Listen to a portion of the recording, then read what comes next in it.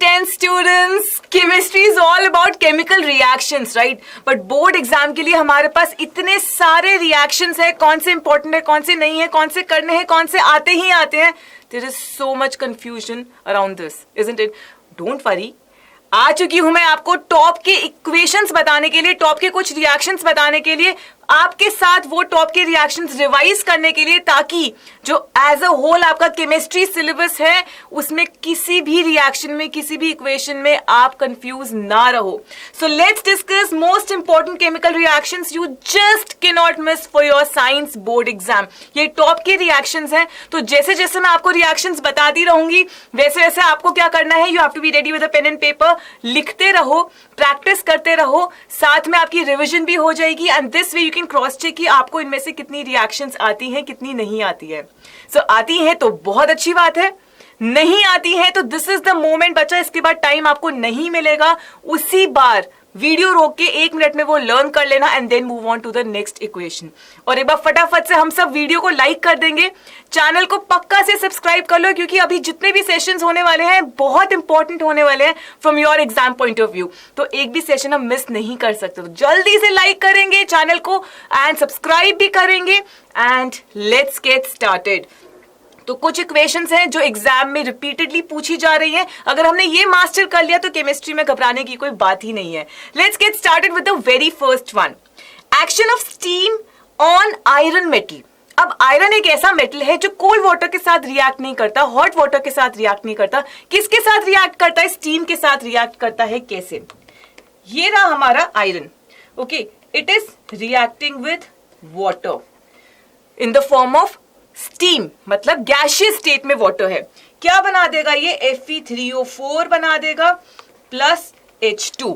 इसे फटाफट से हम बैलेंस भी कर लेते हैं. बैलेंस करने के लिए हम यहाँ पे 3 लिख देंगे, यहाँ पे 4 लिख देंगे एंड यहाँ पे भी 4 लिख देंगे. अब ये इक्वेशन कंप्लीटली बैलेंस्ड है, इंपॉर्टेंट इक्वेशन है, भूलना नहीं है.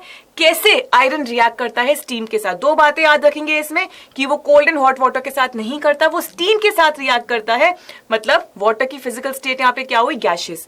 क्या बनता है? Fe3O4, फेरोसो फेरिक ऑक्साइड बनता है plus hydrogen. All right, next important equation हमारे पास कौन सी है?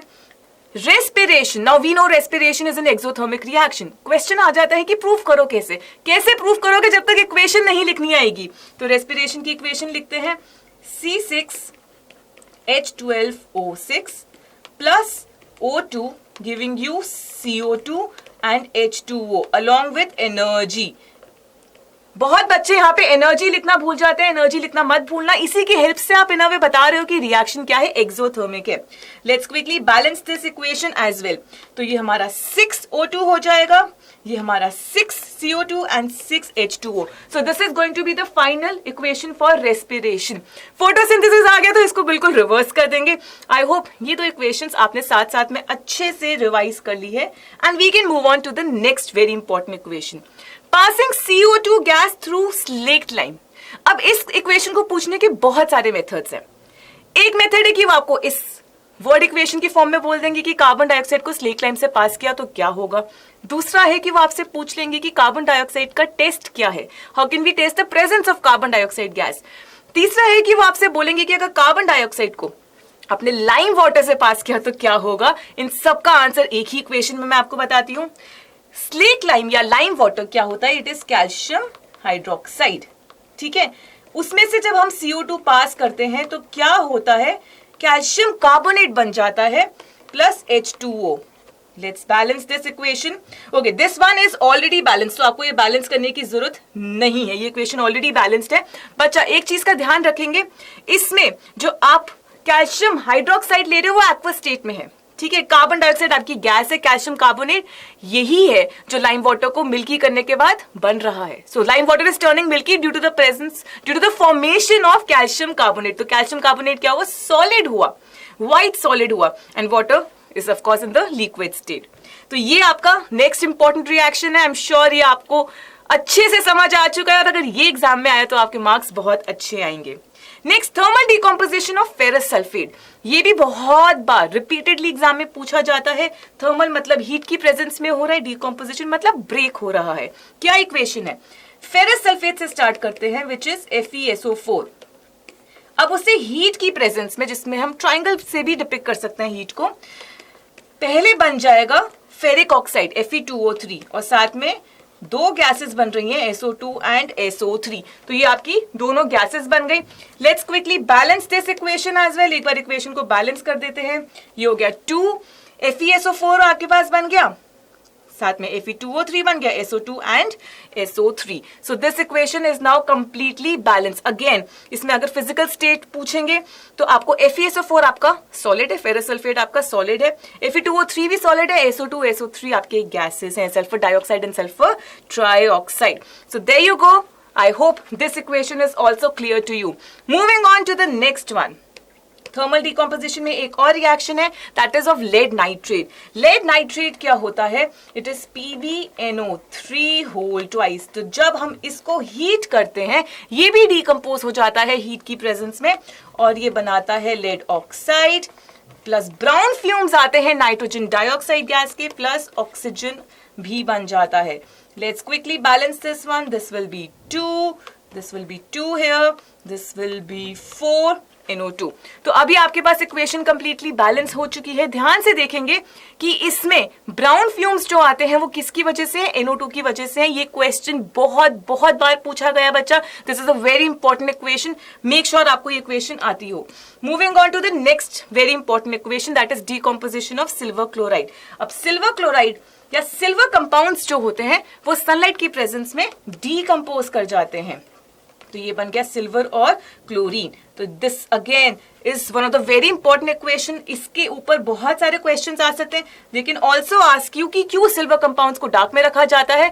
क्योंकि अदरवाइज क्या होगा, सनलाइट की प्रेजेंस में वो डीकम्पोज कर जाएंगे। Moving on to the next important equation, that is reaction between iron and copper sulphate. Grade 7 से हम ये करते आ रहे हैं। आयरन का रिएक्शन करा दिया कॉपर सल्फेट के साथ, तो डिस्प्लेसमेंट रिएक्शन हो जाएगा, फेरस सल्फेट बन गया प्लस कॉपर। बट अगर मैं इसको रिवर्स कर दूं, मैं कॉपर का रिएक्शन फेरस सल्फेट के साथ कर दूं, तो ये रिएक्शन नहीं होगा। तो प्लीज बी वेरी केयरफुल कि आपको किस वे में वो रिएक्शन दिया है, रिएक्टेंस क्या गिवन है, कंफ्यूज नहीं होना है। आयरन कॉपर से ज्यादा रिएक्टिव है तो वो डिस्प्लेस कर पाएगा और क्या बना देगा, फेरस सल्फेट। तो solution copper sulphate blue colour का है, फेरस सल्फेट ग्रीन कलर का है, तो सोल्यूशन का कलर ब्लू से ग्रीन हो जाएगा एंड रेडिश ब्राउन डिपॉजिट्स आ जाएंगे हमारे आयरन नेल पे। बट रिवर्स ट्रू नहीं होगा। Moving on to the next one, reaction between sodium sulphate and barium chloride. So ये भी एक बहुत इंपॉर्टेंट डबल डिस्प्लेसमेंट रिएक्शन है जो आपको पता होना चाहिए। Sodium sulphate plus barium chloride, जब ये रिएक्शन होता है तो हमारे पास एक वाइट पीपीटी बनता है बेरियम सल्फेट का, और साथ में सोडियम क्लोराइड जो है वो एक्वस फॉर्म में, डिसॉल्व फॉर्म में रहता है। ओके, तो इसको हम जल्दी से बैलेंस कर देते हैं। हमें यहाँ पे बस 2 लिखना है। Now this equation is completely balanced. याद रखेंगे ये जो बेरियम सल्फेट बन रहा है ये व्हाइट पीपीटी है, ये एक प्रेसिपिटेशन रिएक्शन है जिसमें क्या हो रहा है, डबल डिस्प्लेसमेंट हो रहा है, एक्सचेंज ऑफ आयंस हो रहे हैं। ठीक है, कलर भी याद रखना है बेरियम सल्फेट का। Moving on to the next one now. Next reaction हमारा है reaction between zinc and sodium hydroxide solution. तो जिंक का रिएक्शन हमने कर दिया सोडियम हाइड्रोक्साइड सोल्यूशन के साथ, तो हमारा क्या बन गया, Na2ZnO2, मतलब सोडियम जिंकेट बना प्लस हाइड्रोजन। सोडियम जिंकेट का नाम कई बार पूछ लेते हैं, name the product that is being formed when zinc reacts with sodium hydroxide. तो आपको पता होना चाहिए Na2ZnO2 इज सोडियम जिंकेट। तो आप इसे आराम से इस वे में बैलेंस भी कर सकते हैं। This is going to be your final equation. Reaction of HCl with sodium carbonate and sodium bicarbonate. चलिए अब ये रिएक्शन देखते हैं। आपके पास सोडियम कार्बोनेट है, Na2CO3 है, और आपके पास NaHCO3 है, मतलब सोडियम बाइकार्बोनेट है। दोनों का रिएक्शन हम कर रहे हैं HCl के साथ। याद रखेंगे इनमें जो प्रोडक्ट्स बनते हैं बिल्कुल सेम बनते हैं, बट उन प्रोडक्ट्स का जो अमाउंट होता है वो अलग होता है। क्या प्रोडक्ट्स बनेंगे? दोनों केसेस में NaCl बन रहा है, दोनों केसेस में आप नोट करोगे वाटर बन रहा है। I hope the equation is visible to you. And दोनों ही केसेस में आप एक और चीज नोट करेंगे कि यहां पे आप ध्यान से नोट करें कि बन रहा है कार्बन डाइऑक्साइड, एंड यहां पे भी क्या बन रहा है, कार्बन डाइऑक्साइड बन रहा है। अब फर्क कहां आता है बच्चा? फर्क आता है इनके अमाउंट्स में। तो अगर मैं इन्हें बैलेंस करूंगी देन मैं नोट करूंगी कि जो अमाउंट्स हैं वो अलग हैं। तो इस केस में बैलेंसिंग के बाद हमें अलग अमाउंट्स मिल रहे हैं, नीचे अमाउंट्स अलग है, प्रोडक्ट्स आर द सेम। तो ये दोनों रिएक्शंस देख के आपसे दो तरीके के क्वेश्चंस पूछे जा सकते हैं। They can either ask you कि क्या सेम है या क्या डिफरेंट है। क्या सेम है, प्रोडक्ट सेम है, क्या डिफरेंट है, अमाउंट्स जो है उन प्रोडक्ट्स के वो अलग हो जाएंगे। सो जब भी हम कार्बोनेट या बाइकार्बोनेट का रिएक्शन एसिड से करते हैं, corresponding salt, water and carbon dioxide बन जाता है। Moving on to the next reaction, chlor alkali process. अब इसमें क्या होता है, इसमें हमने ले लिया NaCl, concentrated NaCl in water, मतलब हमने ले लिया ब्राइन सोल्यूशन। इसको क्या कहते हैं, इसको ब्राइन सोल्यूशन कहते हैं। और इसमें से इलेक्ट्रिसिटी पास कर दी तो बन गया हमारे पास NaOH प्लस क्लोरीन बन गया, प्लस हमारे पास बन गया हाइड्रोजन। अब बच्चा इसमें एक चीज ध्यान रखेंगे, NaOH को हम कॉस्टिक सोडा भी कहते हैं। तो देमाइट से कि सोडियम हाइड्रोक्साइड कैसे प्रोड्यूस होता है वो इक्वेशन लिखो। दे कैन ऑल्सो से कि कॉस्टिक सोडा कैसे प्रोड्यूस होता है वो इक्वेशन लिखो। इन बोथ दीज केसेस आपको यही सेम इक्वेशन लिखनी है, ठीक है। So you have to mention these equations only and preferably please balance it as well. चलिए, क्लोर एल्कली प्रोसेस इसे क्यों कहते हैं, क्योंकि क्लोरीन बन रहा है और एल्कली बन रहा है। NaOH एक सोल्यूबल बेस है, एल्कली है, इसलिए हम इसे क्लोर एल्कली प्रोसेस कहते हैं।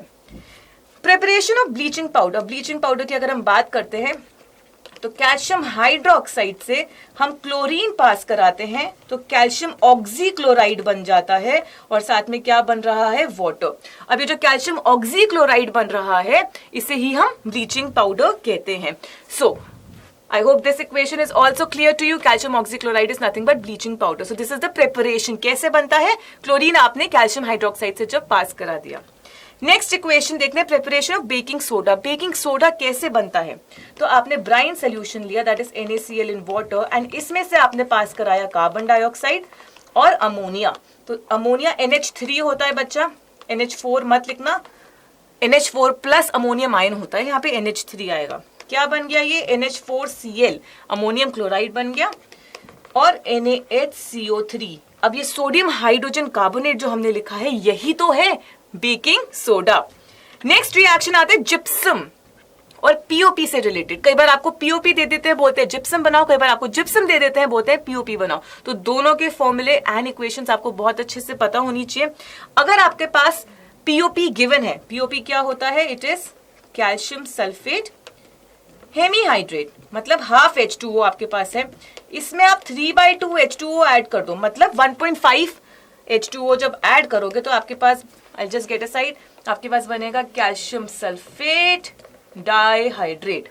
ये क्या हुआ, ये हो गया आपका gypsum. I hope this equation is absolutely clear to all of you.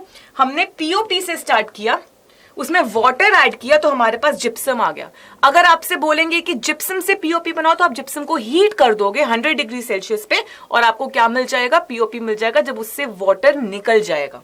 तो वाटर ऐड करने पे जिप्सम आ रहा है, वाटर निकालने पे POP बन रहा है। सो किसी भी एंड पे आपसे क्वेश्चन पूछ सकते हैं, इंपॉर्टेंट इक्वेशन है, आनी चाहिए, स्पेशली 1 मार्कर क्वेश्चन में एक्सपेक्ट कर सकते हो आप ये। नेक्स्ट, एल्यूमिनियम ऑक्साइड का रिएक्शन HCl के साथ। अब बच्चा ये दो इक्वेशंस जो हैं, एल्यूमिनियम ऑक्साइड का रिएक्शन एसिड के साथ और बेस के साथ, ये आता है, कई बार डायरेक्टली बोल देते हैं रिएक्शन लिखो, कई बार बोलते हैं एम्फोटेरिक नेचर प्रूव करो एल्यूमिनियम ऑक्साइड का। Nonetheless it means the same thing. तो हमने क्या लिया, एल्यूमिनियम ऑक्साइड लिया, ठीक है। एक जगह हमने इसका रिएक्शन HCl से कराया, एक जगह हमने इसका रिएक्शन NaOH के साथ कराया। ये कुछ भी नहीं है, ये बेसिक जो हम रिएक्शन देख रहे हैं यहाँ पे, अभी मैं आपको एक सेकंड में बताती हूँ कि यहाँ पे हो क्या रहा है। इस केस में बन जाएगा एल्यूमिनियम क्लोराइड और वाटर, और इस केस में बन जाएगा NaAlO2, सोडियम एल्यूमिनेट और साथ में वाटर। तो एक में एल्यूमिनियम क्लोराइड बन रहा है, एक में सोडियम एल्यूमिनेट बन रहा है। आपसे नाम पूछ सकते हैं NaAlO2 का क्या है, इट्स सोडियम एल्यूमिनेट। अब ध्यान से अगर देखें, हम इस रिएक्शन को पहले एक बार फटाफट से बैलेंस कर लेते हैं। हम इसे बैलेंस करने के बाद this one is balance, and एक बार हम इसे भी बैलेंस कर लेते हैं। ऑल राइट, अब अगर ध्यान से देखेंगे, एम्फोटेरिक का मतलब क्या होता है कि एसिड की तरह भी एक्ट करना, बेस की तरह भी एक्ट करना। ये HCl एसिड है, यहाँ पे एल्यूमिनियम ऑक्साइड एक बेस की तरह एक्ट कर रहा है। NaOH एक बेस है, यहाँ पे एल्यूमिनियम ऑक्साइड एक एसिड की तरह एक्ट कर रहा है। तो मतलब एल्यूमिनियम ऑक्साइड बेस की तरह भी एक्ट कर सकता है, एसिड की तरह भी एक्ट कर सकता है। तो अगर आपको प्रूफ करने को कहते हैं एल्यूमिनियम ऑक्साइड एम्फोटेरिक है, you have to mention both these equations. आप ये दोनों equations mention करेंगे and you will get full marks अगर ये 2 मार्क या 3 मार्क का क्वेश्चन आता है. Moving on to the next equation. अगला इक्वेशन देखते हैं हमारे पास एक्सट्रैक्शन ऑफ कॉपर. अब कॉपर जो है लो रिएक्टिविटी में आता है. कैसे एक्सट्रैक्ट करेंगे? बस हीट करना है उसको. तो हमने क्या किया, हमारे पास जो ओर है उसमें हमने जब ऑक्सीजन की प्रेजेंस में हीट कर दिया, सल्फाइड ओर को ऑक्सीजन की प्रेजेंस में हीट किया, तो हमारे पास कॉरेस्पॉन्डिंग ऑक्साइड बन गया प्लस हमारे पास सल्फर डाइऑक्साइड गैस बन गई. ठीक है, अब इसी को दोबारा हम Cu2s की प्रेजेंस में जब हीट कर देंगे हमारे पास कॉपर आ जाएगा और हमारे पास SO2 गैस आ जाएगी. So this is the exact equation that you have to mention. दोनों केसेस में आप ध्यान से देखो, बस आपको हीट करना है and then you will arrive at the correct answer. बच्चा बैलेंसिंग साथ में करते रहना. मोस्टली क्वेश्चंस में आपसे पूछा जाएगा कि राइट बैलेंस्ड इक्वेशन, तो let's not skip that part. Balancing अपने आप में अच्छे से इसको प्रैक्टिस करके आना. ठीक है, नेक्स्ट आपसे पूछा जा सकता है थर्माइट प्रोसेस. आप जब PYQs देखोगे आप देखोगे ये फेवरेट वर्ड है. थर्माइट प्रोसेस पे क्वेश्चंस आते ही आते हैं. कुछ भी नहीं है, डिस्प्लेसमेंट रिएक्शन हो रहा है. यहाँ पे हमने Fe2O3 लिया, उसका रिएक्शन एल्यूमिनियम से कराया. अब एल्यूमिनियम जो है वो आयरन से ज्यादा रिएक्टिव है, तो वो डिस्प्लेस कर देगा आयरन को. क्या बना देगा? वो एल्यूमिनियम ऑक्साइड बना देगा और जो हमारा आयरन है वो अलग हो जाएगा. और इसमें बहुत ज्यादा हीट रिलीज होती है. इस रिएक्शन में हीट बहुत ज्यादा रिलीज होती है, इतनी कि जो हमारे पास आयरन आ रहा है ये मोल्टन स्टेट में आ जाएगा. ये मोल्टन स्टेट में हमारे पास आयरन आ जाता है. इतनी ज्यादा इस केस में हीट रिलीज होती है. ठीक है, तो इसको अगेन आप लोग याद रखोगे. ये भी बहुत इंपॉर्टेंट इक्वेशन है. थर्माइट रिएक्शन जो वेल्डिंग में यूज होता है, this is based on the displacement reaction and we are using aluminium metal for the displacement. Okay, moving on to the next one. अगला रिएक्शन हमारे पास आता है ऑक्सीडेशन ऑफ अल्कोहल का. तो कोई ऑक्सीडाइजिंग एजेंट की प्रेजेंस में अल्कोहल कैसे एक्ट करता है, चलिए देखते हैं. तो हमारे पास CH3 CH2OH मतलब हमारे पास क्या है? इथेनॉल, 2 कार्बन का अल्कोहल. इसका रिएक्शन मैं करा देती हूं अल्कलाइन KMNO4 से. तो अल्कलाइन KMNO4 से कराऊं या एसिडिफाइड पोटेशियम डाइक्रोमेट, कुछ भी ले सकते हैं. कॉरेस्पॉन्डिंग एसिड बन जाएगा. तो अगर मेरे पास 2 कार्बन का अल्कोहल है तो कितने कार्बन का एसिड बनेगा? 2 कार्बन का.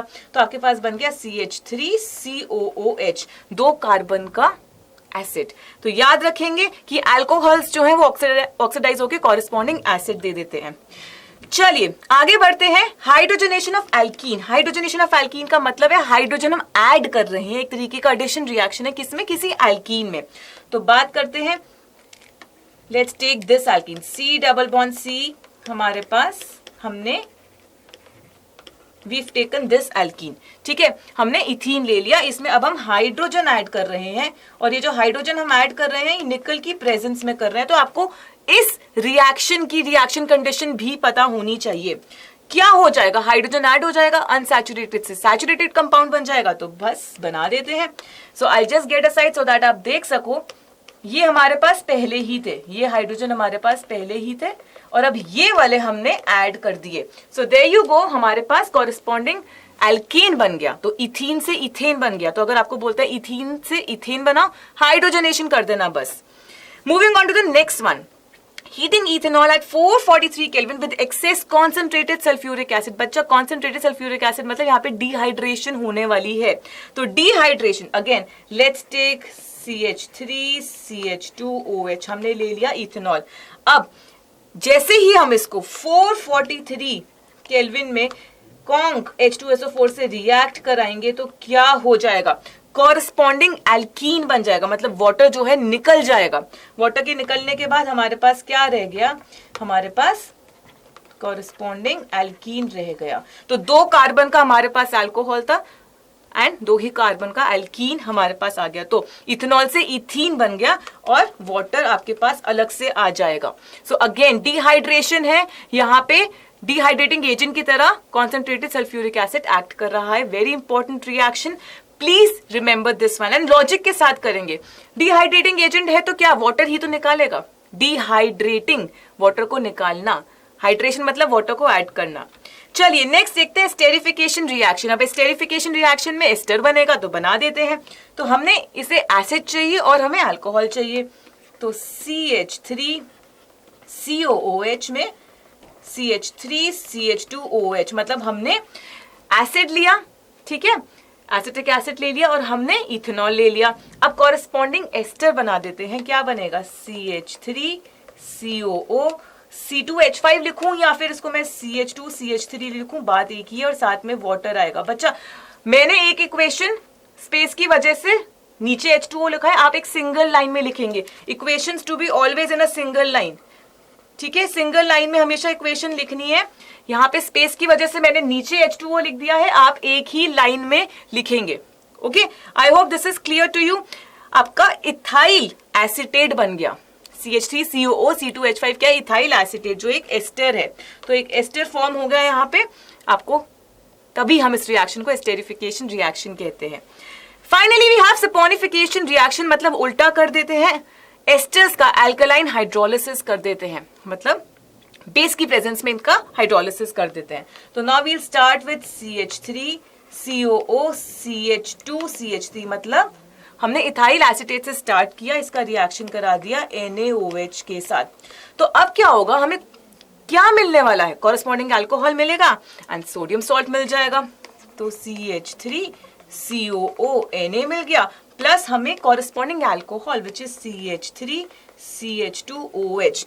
ये बहुत इंपॉर्टेंट रिएक्शन है सपोनिफिकेशन का, जो सोप्स बनाने के काम आता है। तो कई बार पूछ लेते हैं कि एस्टेरिफिकेशन और सपोनिफिकेशन में क्या डिफरेंस है, दोनों की रिएक्शंस लिखो। एस्टेरिफिकेशन में जो एस्टर बन रहा है उसका यूज बताओ कि वो फ्लेयरिंग एजेंट्स के काम आता है, परफ्यूम्स में काम आता है, क्योंकि वो फ्रूटी स्मेल का एस्टर होता है। सपोनिफिकेशन का रिएक्शन मेंशन कर दो, अल्कलाइन हाइड्रोलिसिस है, यूज बता दो कि सोप की मेकिंग में काम आता है। सो 23 रिएक्शंस मैंने आपको बताए हैं। अगर आपको सब कुछ बहुत अच्छे से समझ आया, सारे टॉप के रिएक्शंस आपको अच्छे से आते हैं, फटाफट से हम सेशन को लाइक कर देंगे। एंड यस बच्चा, definitely we've got you covered, आप ऑलमोस्ट, यूर ऑलमोस्ट देयर, घबराओ मत। केमिस्ट्री में आई नो बहुत सारी इक्वेशंस है, बट बच्चा अगर आपने ये टॉप की इक्वेशंस कर ली, मोस्टली आपका पेपर संभल जाएगा। डोंट वरी, बस हमारे साथ बने रहो। लाइक कर दो सेशन को, सब्सक्राइब कर लो, क्योंकि जितने भी अभी सेशंस होंगे वो सब कहीं ना कहीं आपके मार्क्स को 80 से 90 ला सकते हैं, 90 से 95 ला सकते हैं, इंप्रूव करेंगे, ड्रास्टिकली इंप्रूव करेंगे। तो जुड़े रहो हमारे साथ, बेल आइकन हिट कर लो, attend all the very important sessions that we plan for all of you.